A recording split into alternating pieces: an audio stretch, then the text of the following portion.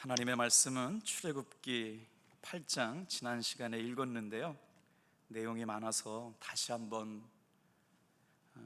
읽고 정리해야겠다는 생각이 있어서 똑같은 본문이지만 말씀은 좀 달라요. 30절부터 35절까지 제가 한 절 읽고 우리 성도님들이 한 절 읽어서 교도 가시겠습니다. 구약성경 332쪽. 그때 여호수아가 이스라엘의 하나님 여호와를 위하여 에발산에 한 제단을 쌓았으니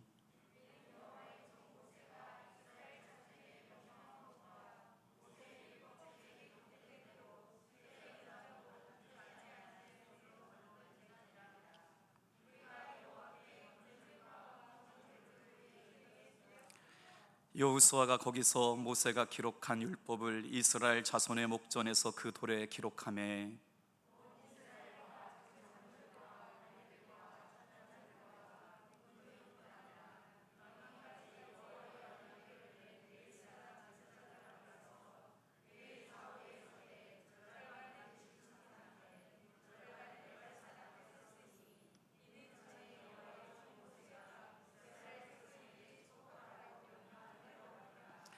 그 후에 여호수아가 율법책에 기록된 모든 것대로 축복과 저주하는 율법의 모든 말씀을 낭독하였으니 모세가 명령한 것은 여호수아가 이스라엘 온 회중과 여자들과 아이와 그들 중에 동행하는 거류민들 앞에서 낭독하지 아니한 말이 하나도 없었더라. 아멘. 한동안 코로나로 새벽 기도가 잘 드려지지 못했던 때가 있었어요. 참 하나님 앞에 죄송스럽고 눈물만 날 수밖에 없었는데 요즘 선생님들이 아침에 와서 함께 기도해 주셔가지고요, 얼마나 감사한지 모르겠어요. 역시 교회는요, 기도할 때 생명이 살아나게 될 줄로 믿습니다. 하나님의 이스라엘 백성들이 에발산과 그림신산에 올라와서 그 사이가 이스라엘 백성들 지도자들이 서 있고 법궤가 서 있고 제사장들이 서 있고 여호수아가 서 있는 그곳에 하나님의 말씀이 선포되거든요. 오늘 이 말씀을 그림으로 그려본다면 하나님의 축복의 말씀이 선포됩니다. 저주의 말씀이 선포되고 있습니다. 하나님은 축복만 말씀하지 아니하시고 저주도 말씀하셨습니다. 오늘 그 내용을 반복해서 읽어보려고 해요. 오늘 하루 살면서 어떠셨어요? 요즘 저도 제 스스로가 하나님 앞에 어떻게 하면 더 겸손하게 진실하게 가까이 갈 수 있을까 기도하다 보니까 아침 기도, 새벽 기도 시간이 너무 좋았어요. 오광수라고 하는 분의 시거든요. 오늘 하루 이런 말씀 묵상하면서 살아보죠. 좋은 말을 하고 살면 이라는 시인데, 말 한마디가 당신입니다. 좋은 말 하면 좋은 사람이 되고 아름다운 말 하면 아름다운 사람이 됩니다. 말 한마디가 당신의 생활입니다. 험한 말을 하는 생활은 험하여질 수밖에 없고 고운 말을 하는 생활은 고와집니다. 말 한마디가 당신의 이웃입니다. 친절한 말을 하면 모두 친절한 이웃이 되고 거친 말 하면 거북한 관계가 됩니다. 말 한마디가 당신의 미래입니다. 긍정적인 말을 하면 아름다운 소망을 이루지만 부정적인 말을 하면 실패만 되풀이 됩니다. 말 한마디에 이제 당신이 달라집니다. 예의 바르며 겸손한 말은 존경을 받습니다. 진실하며 자신 있는 말은 신뢰를 받습니다. 좋은 말을 하고 살면 정말 좋은 사람입니다. 오늘 말씀을 왜 이렇게 시작하게 되냐면, 하나님의 말씀이 축복의 말씀만 있었더라면 그냥 아멘 하면 됐거든요. 그런데 이스라엘 백성 200만 명을 그림신산과 밑에가 에발산과 그림신산과 에발산이네요. 나누어가지고 지파 12지파를 나누어서 그 가운데 하나님의 말씀을 낭독하게 하고 기념비를 세워서 돌에 새겨라. 이제 지난 시간에 이렇게 하신 이유가 뭐냐? 아이성에서 1차 전쟁에 실패했고 이유를 물었고 하나님께 묻지 않고 전쟁을 치렀던 것에 대한 처절한 반성 때문이었기에 이스라엘 백성들이 이제부터 무슨 일을 하든지 간에 하나님의 말씀 앞에 순종하려고 결단하였기에 이런 순종의 사건이 시작되었죠. 그런데 말이에요, 놀랍게도 하나님께서는 이스라엘 백성들에게 들려주실 이야기가 오늘 여호수아서 8장에 등장한 말씀은 아니었어요. 저도 말씀을 이제 여호수아서 8장만 보다가 앞으로 넘어갔더니 또 있어요. 계속 반복되더라고요. 오늘 헷갈리실까 조심스럽지만 축복과 저주의 말씀은 언제부터 선포되었냐면요, 여러분 신명기서부터 계속 반복되고 있더라고요. 똑같아요, 내용도요. 뭐 그 말씀으로 한번 들어가 볼게요. 먼저 신명기 11장 26절 좀 한번 읽어볼게요. 신명기 16장 26절 찾아서 읽어야 되는데 26절부터 29절을 같이 읽을 거예요. 자, 이 말씀은 누가 주신 말씀이었느냐면 위대한 종 모세가 이스라엘 백성들에게 예언처럼 한 말씀이었어요. 너희가 만약 하나님께서 약속하셨던 가나안 땅에 들어가게 되면 절대로 잃어버리지 말고 이것부터 해라. 하나님에게 동행한 종이었어요. 하나님의 영으로 감동된 종이었어요. 하나님께서 한 시대 위대한 종으로 사용하셨던 모세가 하나님이 사랑하시는 이스라엘 백성들이 약속의 땅에 들어가면서 가장 먼저 해야 될 일을 알려주셨는데 그 말씀이 지금 신명기 11장 여기서부터 나오는 거예요. 같이 단숨에 26절부터 27절 읽을게요. 시작. 내가 오늘 복과 저주를 너희 앞에 두나니 너희가 만일 내가 오늘 너희에게 명하는 하나님 여호와의 명령을 들으면 복이 될 것이요 내 하나님 여호와께서 내가 가서 차지할 땅으로 너를 달라요?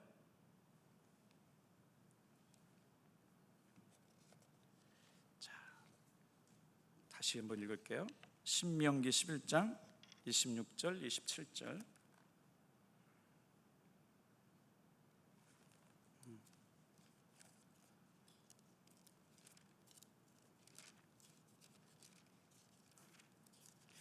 이런 경우가 없는데 29절 같이 읽겠습니다.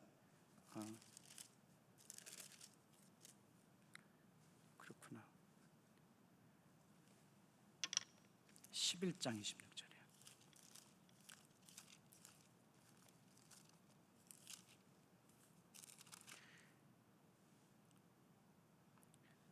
다 있는데 왜들 안 읽으셨어요? 자, 11장 26절부터 29절까지 단숨에 읽을게요. 시작. 내가 오늘 복과 저주를 너희 앞에 두나니 너희가 만일 내가 오늘 너희에게 명하는 너희의 하나님 여호와의 명령을 들으면 복이 될 것이요 너희가 만일 내가 오늘 너희에게 명령하는 도에서 돌이켜 떠나 너희의 하나님 여호와의 명령을 듣지 아니하고 본래 알지도 못하던 다른 신들을 따르면 저주를 받으리라.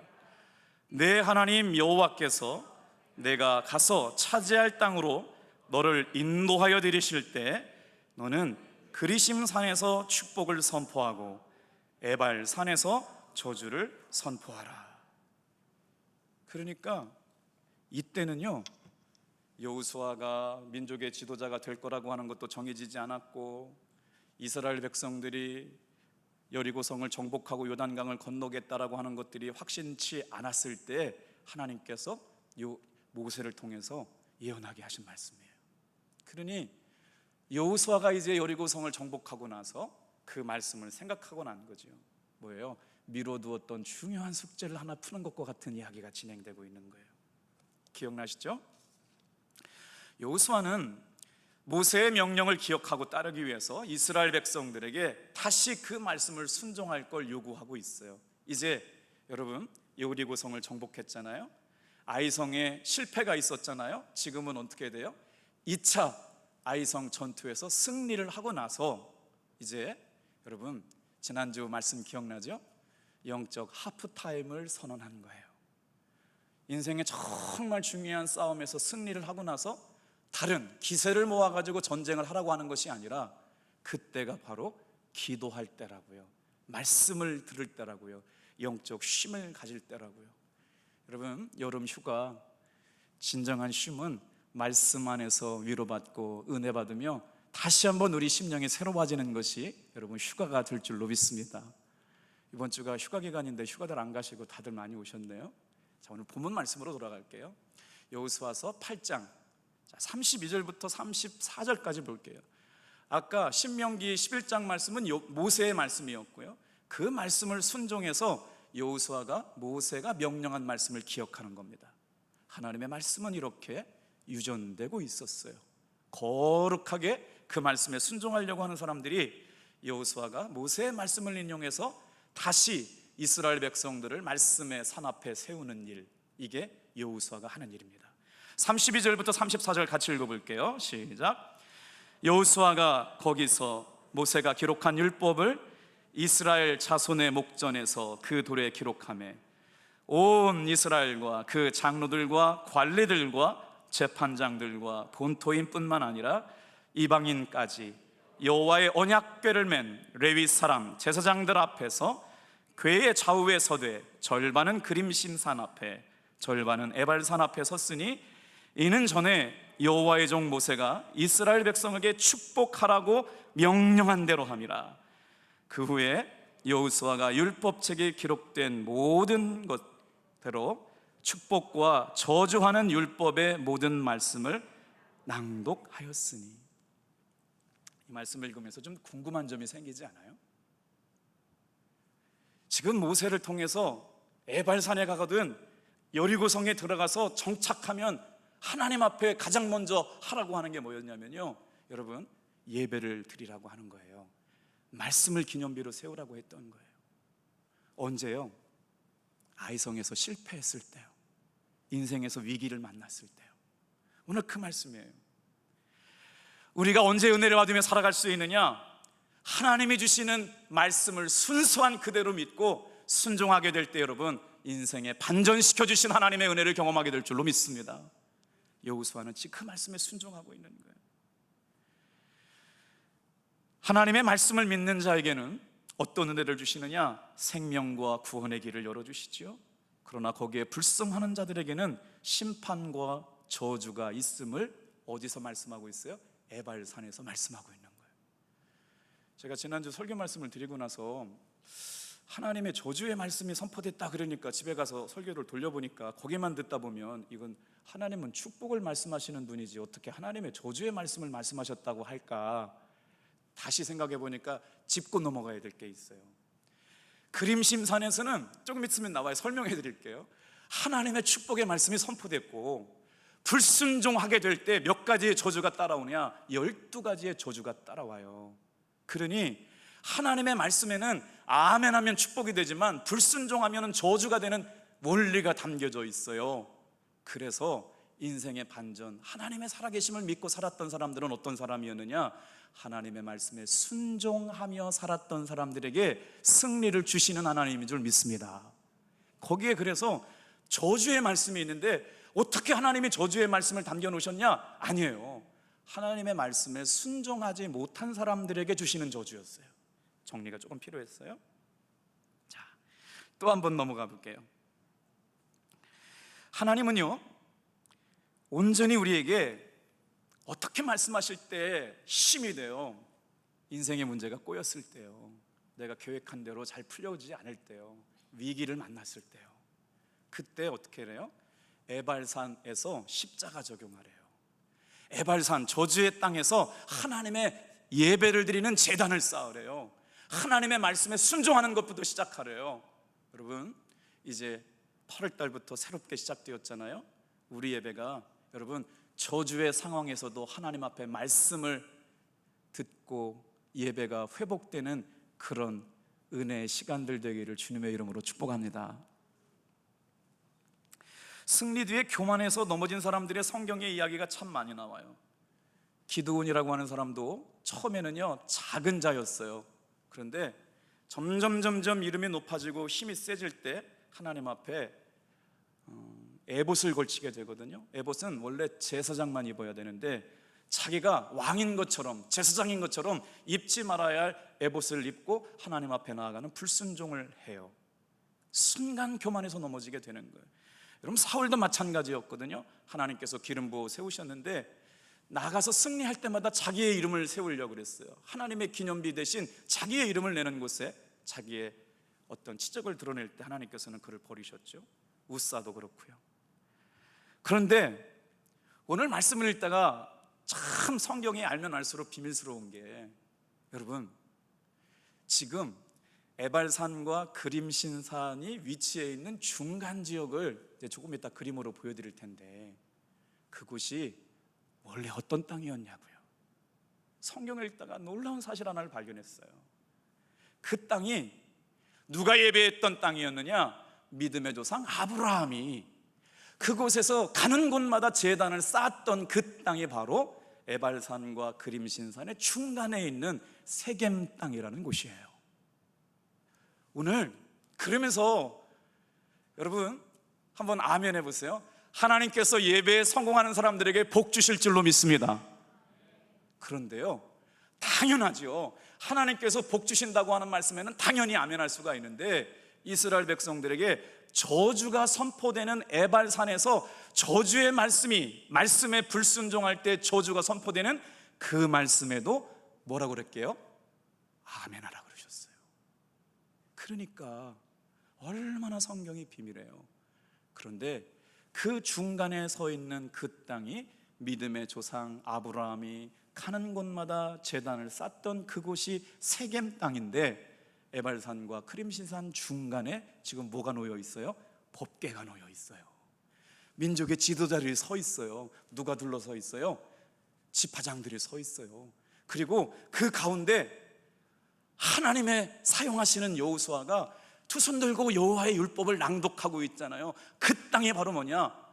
믿음의 조상 아브라함이 거기서 하나님 앞에 제단 쌓던 그곳에서 이스라엘 백성들에게 언약이 갱신돼요. 실패가 끝났다고요. 저주가 끝났다고요. 눈물이 끝났다고요. 언제? 예배가 예배답게 회복할 때. 하나님의 축복의 말씀을 듣고 저주의 말씀을 들어서 순종하면 축복이지만 순종 못하면 저주가 선포되는 그곳에서 아멘입니다, 아멘입니다, 그렇습니다, 하나님이십니다, 말씀입니다, 예배입니다 라고 고백하는 사람을 통해서 영적 갱신, 하나님이 써가시는 인생의 반전이 일어나게 될 줄로 믿습니다. 그 말씀이 참 신비해요. 그래서 오늘 다른 이야기를 넣으려고 하다가 축복의 말씀은 뭔지, 저주의 말씀은 뭔지를 읽고 싶어졌어요. 자, 신명기 27장 1절로 8절에 8절 말씀을 한번 다시 읽어볼게요. 띄워주시면 제가 읽어드릴게요. 8절, 신명기 27장 1절로 8절 제가 읽어드릴게요. 너희가 요단을 건너 내 하나님 여호와께서 내게 주시는 땅에 들어가는 날에 큰 돌들을 세우고 석회를 바르라. 너는 이 율법의 모든 말씀을 그 돌들 위에 분명하고 정확하게 기록할지니. 오늘 여러분 성경 말씀을 듣는 한 시간이 참 어떻게 보면 저는 준비한다고 준비했기 때문에 이해가 되지만 앉아서 듣는 분들은 힘드시잖아요. 그래서 제가 정확하게 짚어드리는 단어를 따라오시면 좋을 것 같아요. 뭐라고 말씀하셨어요? 신명기 27장이 끝나면 이제 여호수아로 넘어오니까 27장에 모세를 통해서 여호수아에게 명령한 말씀이 있었어요. 무슨 말씀이요? 여리고 땅에 들어가서 하나님께서 명령한 그때를 순종하게 될 때가 기억나거든. 그곳에 가서 어떻게 해라? 벌써 예배의 제단을 쌓으라고 했던 위대한 명령이 모세에게 있었다고요. 그 말씀인 거예요. 보세요. 너희가 요단을 건너 내 하나님 여호와께서 내게 주시는 땅에 들어가는 날에 큰 돌을 세우고 석회를 발라 여호와의 모든 율법을 그 돌들에 새겨 분명하고 정확하게 기록하라. 여러분, 하나님의 은혜가 2020년 여러분과 제 삶에 분명하게 기록될 줄로 믿습니다. 그런 사람이 은혜로운 사람이라고요. 하나님께서 여기까지 도우셨네, 앞으로도 도울 것이네, 역사하시네, 주님이 일하시네라고 믿고 따라가는 사람들이 분명하게 어떻게 해요? 기념비를 세웠는데 내가 했습니다가 아니라 주님께서 도와주셔서 여기까지 왔다. 하나님의 말씀만이 우리의 소망이다. 예배의 제단을 쌓아라. 그곳에서 역사가 일어났다 라고 말씀하고 있는 것을 기록하고 적어 놓는 거예요. 시편 37편 31절 다 같이 한번 읽어볼게요. 시작. 그의 마음에는 하나님의 법이 있으니 그의 걸음은 실족함이 없으리로다. 설교 준비하면서 이 말씀이 계속 저에게 은혜가 됐어요. 그의 마음에는 하나님의 법이 있으니 그의 가는 길에 실족함이 없으리로다. 오늘 계획한 것들 잘 이루어지지 않은 것 있잖아요. 노력했지만 잘 못한 일들 많잖아요.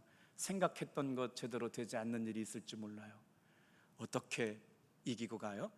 그럼에도 불구하고요, 에발산은 원래 저주의 산이에요. 순종하지 않는 사람들이 그곳에서 저주를 선포당하는 땅이었는데, 그럼에도 불구하고 하나님의 말씀이 그의 마음에 있는 사람들에게는요 어떻게 하시겠다는 거예요? 그의 걸음걸음에 실족함이 없게 하실 줄로 믿습니다. 참 감사하잖아요.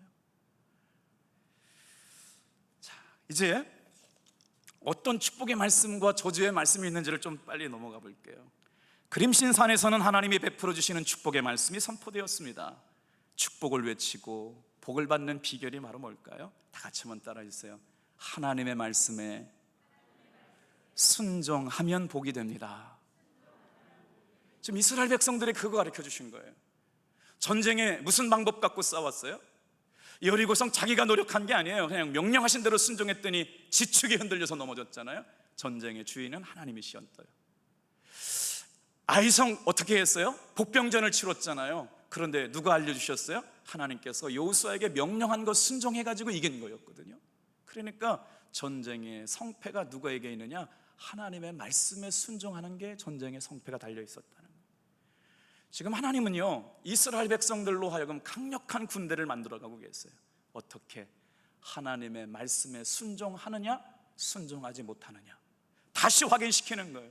모세를 통해서 확인시켰지만 여호수아를 통해서 다시 확인시켜주는 거예요. 하나님의 백성들은 하나님의 말씀에 순종할 때 복을 받게 되었고, 불순종하면 저주가 임했다는 걸 비석으로 남기길 원했어요. 마음의 신비에 새겨지길 원했어요. 그래서 어떻게 했다고요? 에발산과 그림신산에 서서 200만 명을 나누어 가지고 지파별로 아래는 6지파, 위에는 6지파가 나누어 가지고 하나님의 말씀을 들어요. 자, 우리 그림 좀 한번 보여줄게요. 저렇게 생겼어요. 오늘 저렇게 신명기 27장 12절 너희가 요단을 건넌 후에 시몬과 레위와 유다와 이사갈과 요셉과 베냐민은 백성을 축복하기 위해 어디에 모여요?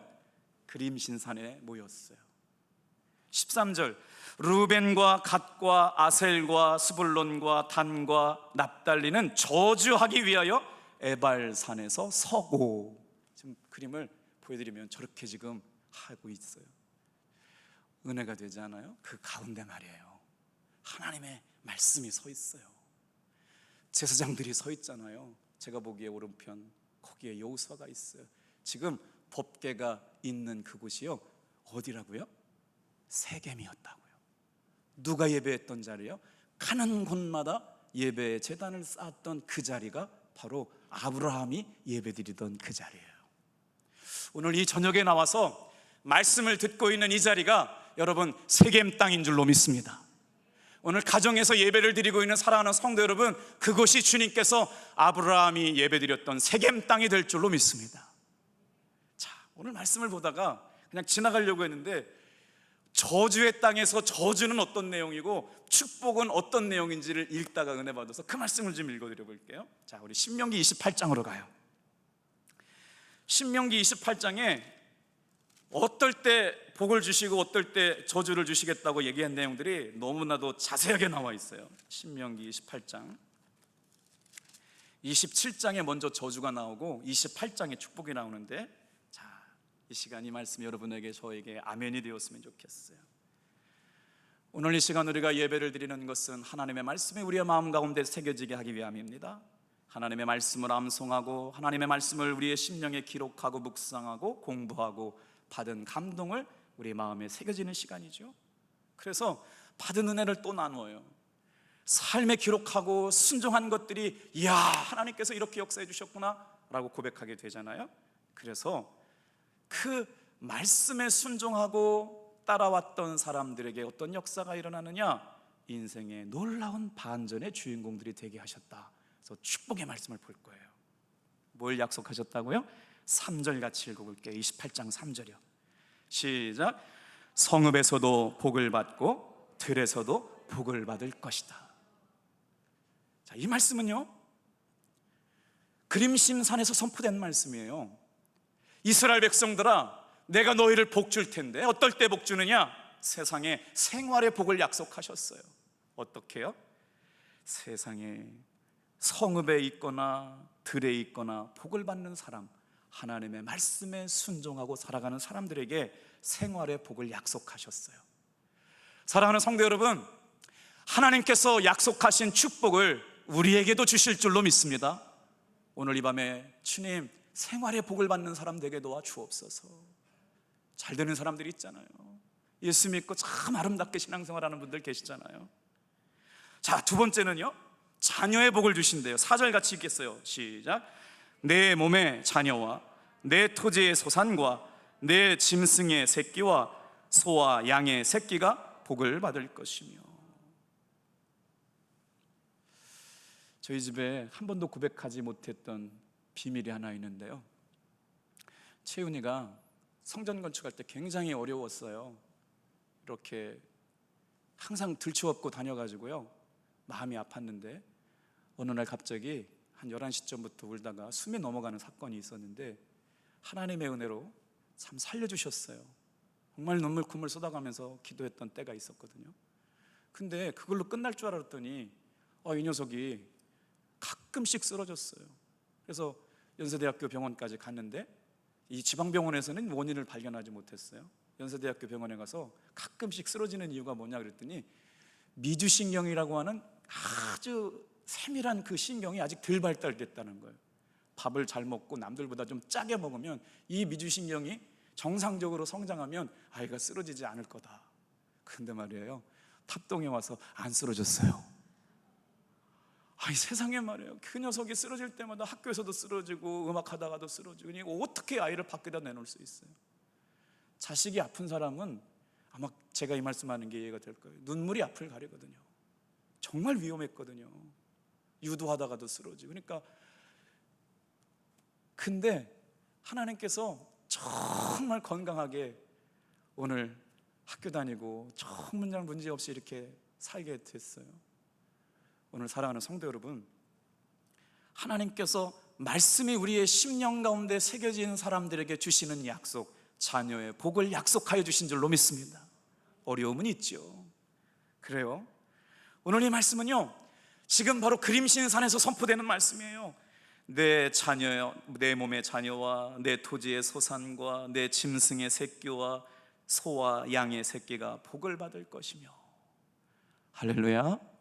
그래요. 자녀의 복을 주신대. 빨리 나가야 되는데 4절 5절이요, 여러분 말씀에 순종하면 소유의 복도 주실 줄로 믿습니다. 4절 5절 같이 읽어볼게요. 시작.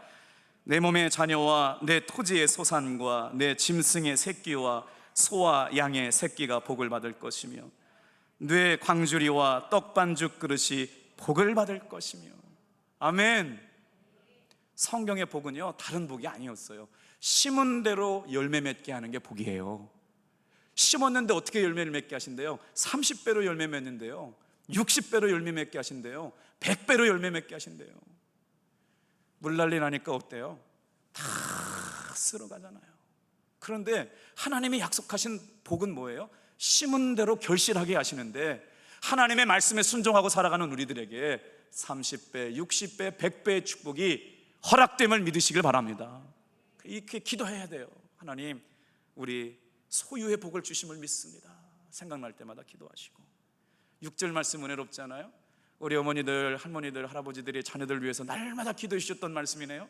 6절 같이 읽겠습니다. 시작. 내가 들어와도 복을 받고 나가도 복을 받을 것. 세상에 어떻게 말로 표현할 수가 없네. 오늘 이 예배에 나와서 기도하는 귀한 성도님들 가정에 들어와도 복을 받고 나가도 복을 받는 역사가 일어나게 될 줄로 믿습니다. 단서조항이 있다는 건 아시죠? 하나님의 말씀에 순종할 때. 복이 언제 주어졌어요? 하나님의 말씀에 순종할 때. 더 좋은 말씀이 있어요. 8절, 11절, 12절 말씀 좀 보세요. 8절부터 읽을게요. 시작. 여호와께서 명령하사 내 창고와 내 손으로 하는 모든 일에 복을 내리시고 내 하나님 여호와께서 내게 주시는 땅에서 내게 복을 주실 것이며. 자, 이게 어떤 거예요? 여호수아가 이제 여리고 땅에 들어가잖아요. 가나안 땅에 들어갔잖아요. 그곳에서 손으로 하는 모든 것에 복을 더해 주신대. 얼마나 귀한 복이에요. 오늘 저녁에 말씀을 사모하여 나오신 귀한 탑동교회 성도 여러분, 가정마다 여러분과 여러분의 자녀들이 하는 손으로 하는 모든 일에 복을 주실 줄로 믿습니다. 자, 또 넘어갈게요. 11절이요. 시작. 여호와께서 내게 주리라고 내 조상들에게 맹세하신 땅에서 내게 복을 주사 내 몸의 소생과 가축의 새끼와 토지의 소산을 많게 하시며. 12절이요. 여호와께서 너를 위하여 하늘의 아름다운 보고를 여시사 내 땅의 때를 따라 비를 내리시고 내 손으로 하는 모든 일에 복을 주시리니 내가 많은 민족에게 꾸어질 줄라도 너는 꾸지 아니할 것이요. 부흥 강사님들이 늘 말씀하셨던 말씀 13절이 있네요. 같이 한번 읽어볼게요. 시작. 여호와께서 너를 머리가 되고 꼬리가 되지 않게 하시며 위에만 있고 아래에 있지 않게 하시리니 오직 너는 내 하나님 여호와의 명령을 듣고 지켜 행하며. 어떻게 해요? 좌로도 치우치지 말고 우로도 치우치지 말고 하나님의 명령에 순종할 때 그림신 산에서 지금 축복의 명령이 선포되고 있는 거예요. 자, 성경은 축복 후의 삶만 말씀해 주시지 않았어요. 불순종에 대한 말씀을 하고 계시는데, 자 27장으로 넘어가 볼게요. 원래 저주가 먼저 나왔는데 성경을 읽다가 깜짝 놀랐어요. 여러분, 축복할 때만 아멘이 있지 않았습니다. 저주가 선포되는 에발산에서도 여러분 아멘이 있은 줄로 믿습니다. 그 보세요. 이제 어디부터 나오냐면 11절부터 나와요. 다 읽지는 않을게요. 에발산에서 선포한 저주. 하나님은 에발산에서도 저주가 선포됨에도 불구한데 그 말씀에 한 번만 좀 읽어볼게요. 그럼 11절 12절 시작. 모세가 그날 백성에게 명령하여 이르되 너희가 요단을 건넌 후에 시몬과 레위와 유다와 이사갈과 요셉과 베냐민은 백성을 축복하기 위하여 그림신산에 서고 르우벤과 갓과 아셀과 스불론과 단과 납달리는 저주하기 위하여 에발산에 서는데. 누가 명령하는 거예요? 레위 사람들이 말씀을 선포했어요. 하나님의 축복의 말씀을 선포했어요. 저주의 말씀을 선포했어요. 그러면 이스라엘 백성들 어떻게 했느냐? 토달지 않고 아멘입니다, 아멘입니다, 아멘입니다 그렇게 얘기했대요. 15절만 좀 읽어볼게요. 시작. 장색의 손으로 조각하였거나 부어 만든 우상은 여호와께 가증하니 그것을 만들어 은밀히 세우는 자는 저주를 받을 것이라 할 것이요 모든 백성은 응답하여 말하되 아멘 할지니라. 세상에 축복의 말씀은 아멘 했을까요? 안 했을까요? 당연하게 아멘 했죠. 그런데 저주의 말씀은 이렇게 표현되어 있어요. 모든 백성은 응답하여 말하되 아멘 할지어다. 저주가 기록된 말씀 그 다음에 다 모든 백성은 응답하여 아멘 할지어다, 모든 백성은 응답하여 아멘 할지어다. 여기에 저주의 말씀을 입으로 담기도 어려운 이야기들이 많이 나와요. 뭐라고요? 어떤 저주를 얘기했냐면 부모를 경휼히 하는 자는 저주를 받고 이웃의 경계표를 옮기는 자는 저주를 받고 맹인에게 길을 잃게 하는 자다 저주를 받고 객이나 고아나 과부에게 억울하게 하는 자가 저주를 받고 아버지 아내와 동침한 자가 저주를 받고 짐승과 교합한 모든 자가 저주를 받고 그의 자매나 그의 아버지의 딸이나 어머니의 딸과 동침하는 자가 저주를 받고 장모와 동침하는 자가 저주를 받고 그의 이웃을 암살하는 자 저주를 받고 무죄한 자를 죽이려고 뇌물을 받은 자가 저주를 받고 이 율법을 실행치 아니한 자가 저주를 받는다. 그러니까 이스라엘 백성들이 지금 하나님 앞에 복과 저주의 말씀 앞에 다 듣고 그 말씀을 인생의 기념비에다 기록하고 있어요. 뭐라고요? 아멘입니다. 아멘입니다. 예배가 회복되고 은혜가 회복될 때만이 우리의 심령에 소망이 있습니다. 그래서 이제 결론은 뭐냐면, 왜 저주의 산에서 하나님의 말씀을 들으라고 했는지 이제 결론을 내려고 그래요. 어둠과 저주의 땅 에발산에서 드리는 예배의 의미가 뭘까요? 이렇게 생각했어요. 다 같이 한 번만 따라해 주실래요? 저주의 시간에도, 실패의 시간에도, 낙심의 시간에도 말씀을 들어라. 우리 인생 가운데 삶을 역전시키고 삶을 반전시키고 회복시키시고 치유하시는 것은 오직 하나님의 말씀에 순종할 때 일어나는 사건임을 믿습니다. 그 말씀이에요. 오늘 우리가 코로나를 지내면서 제일 염려했던 것이 뭐예요? 예배를 드리지 못하게 되고 생명의 위협을 느끼고, 또 오늘도 당진에 코로나가 생겼다면서요. 두려운 마음이 생기잖아요. 정말 이 두려운 상황에 이겨야 될 것들이 뭐냐면 내면 안에 있는 두려움과의 싸움인 줄로 믿습니다.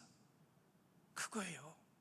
말씀을 통해서 내면과의 싸움에서 하나님이 역사하시고 도우시고 인도하시는 것을 깨달아서 승리하게 만들어 가시는 거죠.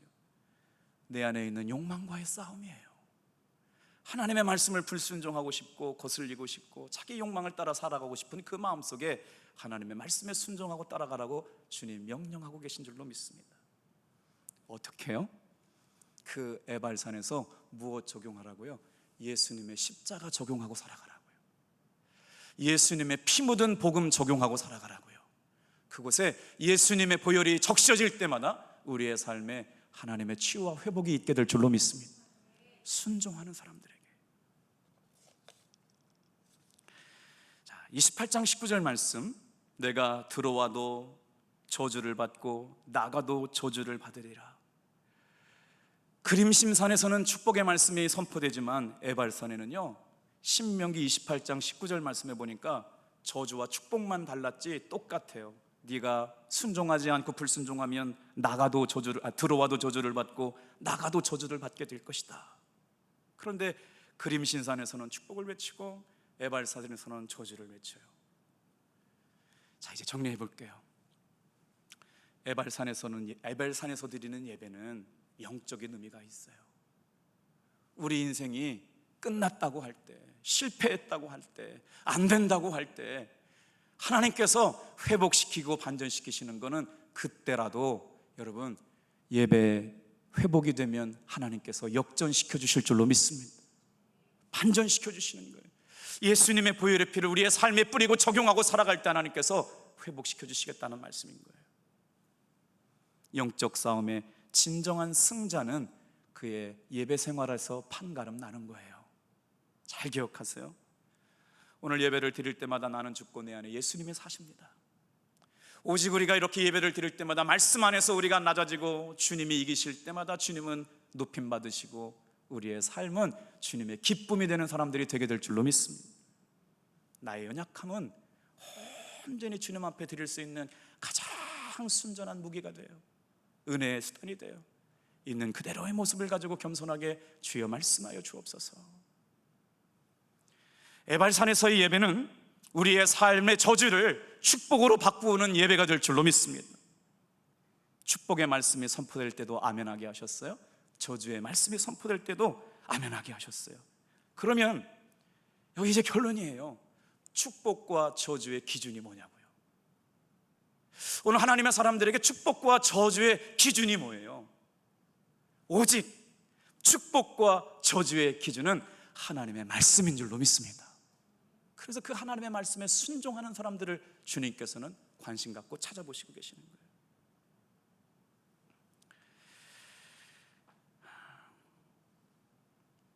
저주의 상징이 되어버린 그 산에서 말씀을 들어야 해요. 한동안 존 버년이라고 하는 사람이 썼던 철로 역정이라는 영화가 굉장히 많은 사람들에게 은혜가 됐죠. 존 버녀는 철로 역정을 차가운 감옥에서 기록했답니다. 파스테라라고 하는 사람은 반신불수의 상태에서 질병을 이겨낼 수 있는 면역체를 개발했대요. 연약할 때 그런 은혜가 있었어요. 미국 루즈벨트 대통령은 39살에 두 다리가 장애를 입게 되는 소아마비로 제대로 서 있지도 못하는 그때 미국의 대통령에 당선되었대요. 베토벤은 청각 장애인이었고요. 반 고흐는 환청에 시달리면서도 하나님의 은혜 가운데 거장이 됐죠. 오늘 우리의 삶에 연약함이 있어요. 두려운 일이 있어요. 내 힘 갖고 안 되는 일들이 있어요. 오늘 이 말씀 붙잡고 여러분, 실패로 끝나지 않는 하나님의 사람들이 되시길 주님의 이름으로 축복합니다. 기도하겠어요.